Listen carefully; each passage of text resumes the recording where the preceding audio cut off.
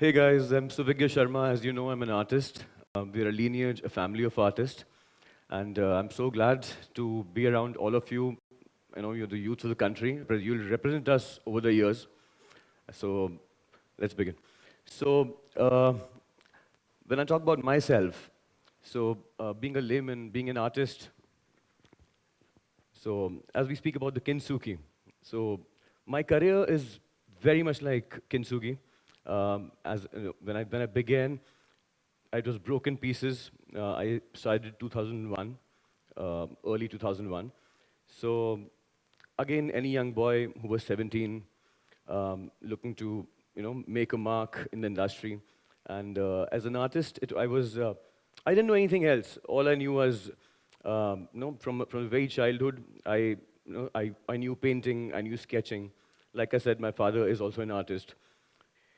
Yep. So when I say my career has been very much like Kintsugi, is for the reason that 2001 when I came in the industry. So my background is I was into exports. I began exporting. I started my export firm in 2001.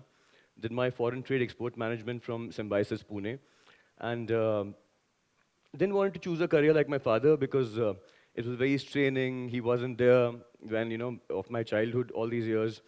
So I was like, it'll be more luxury life.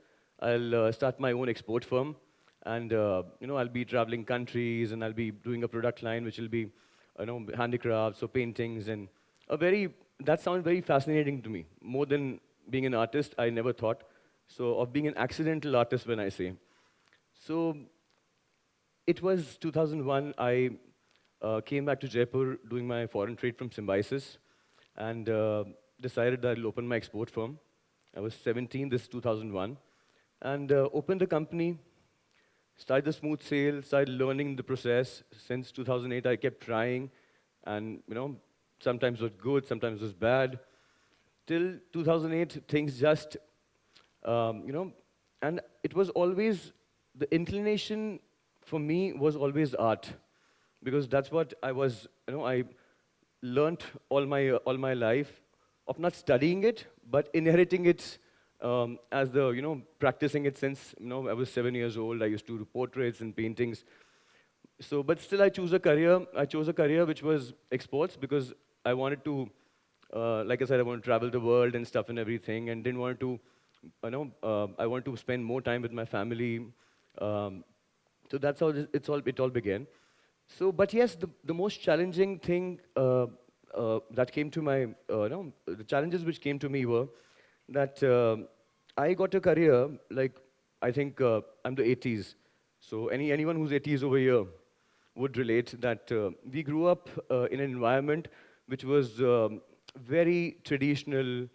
There were jharokhas, and there was art and fresco all around. As we grew in Jaipur, it's very art and culture rich.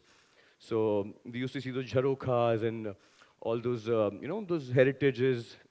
Growing over here, it what do you call, it gets into you. It seeps into you as since childhood. So 2001 was the time then that things were changing. They were, things were getting more contemporary, like a lot of abstract contemporary art coming in. And like folk art was very strong at a point way back from 50s to 2000. It was, you know, I think that's how the exposure changes over the years. Making a decision of becoming an artist because 2008, I'll cut it short because I can speak ends to it because it's so many years.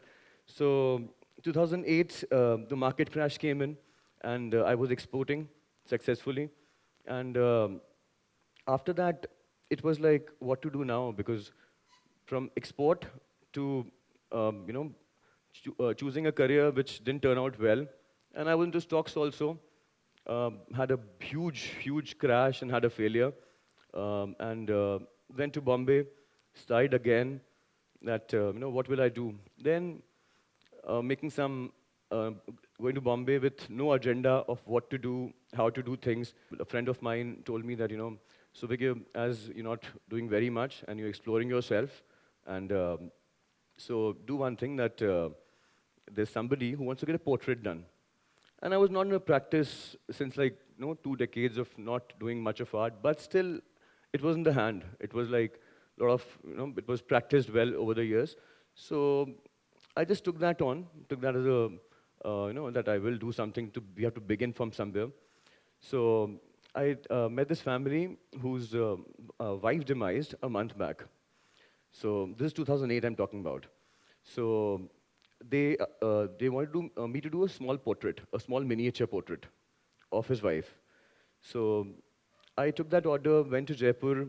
I painted that, took 40, 50 days to paint it. So did that portrait for them. Next month went to Bombay, delivered it to them. So when the family saw the portrait, the son, the wife, his wife and the father, so they had tears in their eyes. They started crying seeing the portrait. It was like, sir, do you like the portrait? If it's, you like it as an, it resembles her.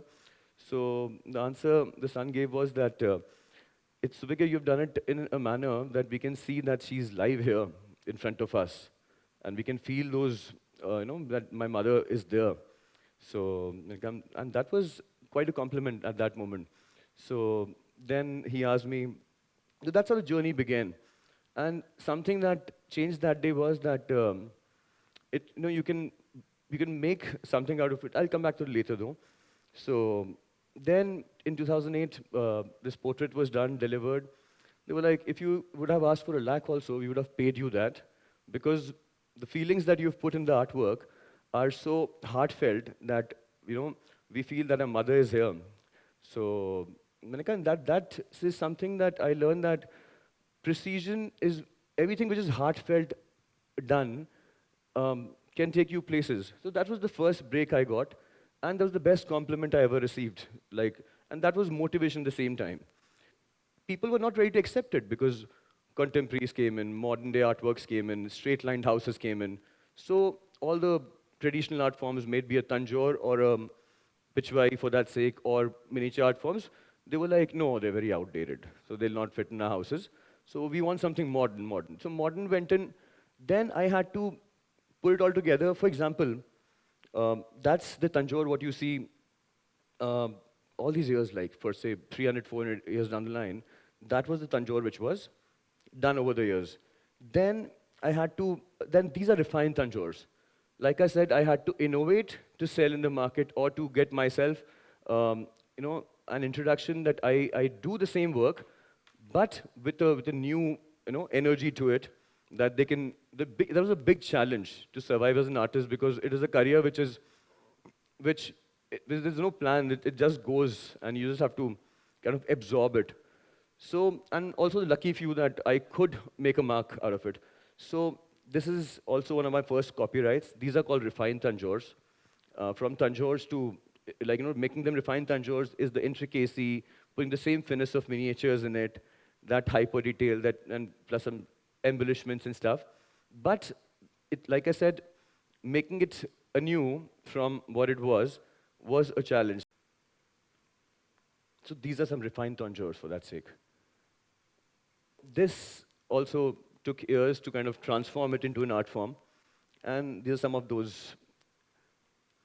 So then 2008, a lot of striving, a lot of struggle. 2010 came.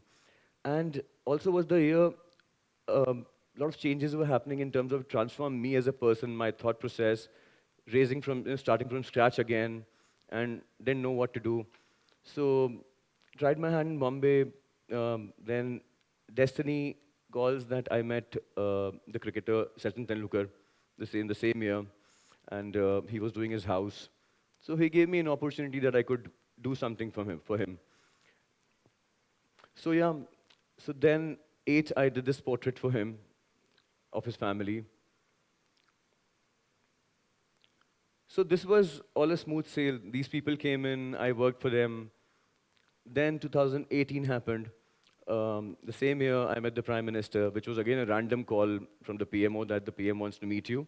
And there's some things that he would know, that the portrait, he ordered me a portrait to be commissioned for him. We chose pictures, and that was uh, obviously the biggest leap in my life. And then this was the first Siddhi Vinayak. Like I said, experiments. One of the experiments which I got my first India Asia Book of Records for this. Then this moment happened. The Prime Minister called us and over a cup of tea, and we discussed that how can we. So yes, why I say the folk art. So he started the initiative called Make in India, and under that, he also knew that this art form has been dying, and I was the lucky chosen one that he called me over to discuss the agenda. That Subhagya, how can we revive the Indian folk art? Then I sat with him, we discussed agendas, then he made me the folk art. I'm heading the folk art faculty under Make in India from since that day. So I still, and after that, the things happened that I had to pick up a lot of, youngsters from the country who are doing good at that art form. And under the Make in India initiative, so we recruit them. So there's a skill program that I've been running as well. So So this 2018, this happened, then the PM happened. The same year, then the lockdown happened, the pandemic. So 20 came in, and I started, I started, this was something on my mind. This is called Perish and Precious. It's pericious. So this is about, I love animals, my son loves animals. So this collection is about the animals which are on the verge of extinction. Like, how the global warming happened, how humans took over like the environments and how, so that's how the perishes happened. So NFTs were a big thing then. So tried, experimented my hand, did some artworks, made them into, like, turned them into 3Ds, 3D printers, and tried them as NFTs. So this is, yeah. So then till 2022, 22 happened, I had a collection ready. And that was a time in the lockdown, it was more, of breaking out of the monotony that I have been into, which was only about recognized as a traditional folk artist. But being an artist, there's a horizon that I thought I find that there can many things be around it. So, and there's always a dilemma. People think of a miniature artist is that, oh, he or she will only do those traditionals, bunny tunnies, or all those uh, miniature paintings with Mughal darbars. So the perception has been set like that for me as an artist, or for any artist for that sake. So that's why, as Kintsugi, like I said, so I was very fascinated by the idea because I told them that it's a career that, for me, it's been a roller coaster for that sake. And how do you survive? How do what to do? And God has been kind, and I've been working all my hard work. I've been trying to innovate. I've been lucky enough that I'll be accepted in the world market as a layman, as an artist.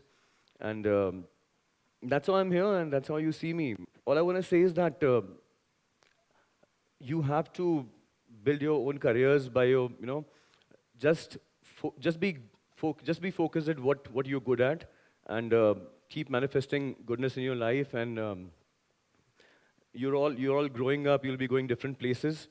So it's all a journey. Accept it the way it comes to you, and the way it came to me.